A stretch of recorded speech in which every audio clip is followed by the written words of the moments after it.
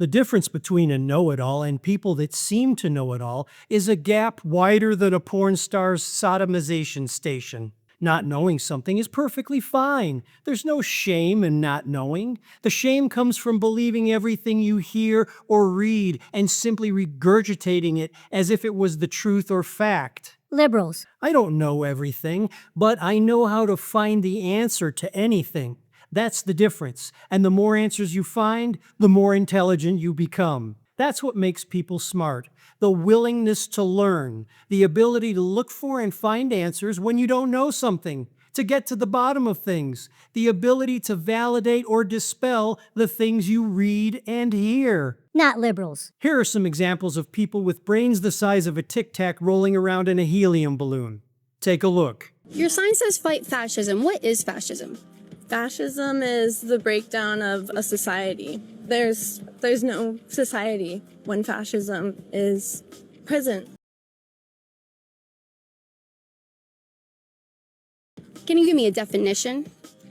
I don't really know if I have to give you a definition because I know I feel violated against my government. Okay, but what is fascism? When we want to fight something, it's easy. It's good to define them, right? We could phone a friend. What is fascism? You could help her. I don't want to speak to you. I don't want to speak to you.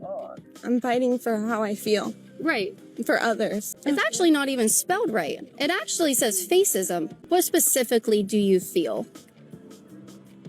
Can you not hear it in my voice? Or this. And I think if Kamala Harris were the president, we would not be at war with Iran. Gas would not be heading towards $4 a gallon. How could you say that when it was hitting 5 under her? It wasn't. That's bullshit.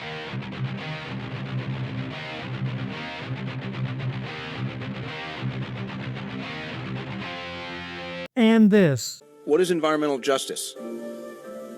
Environmental justice is justice for people who will be impacted by climate change the most.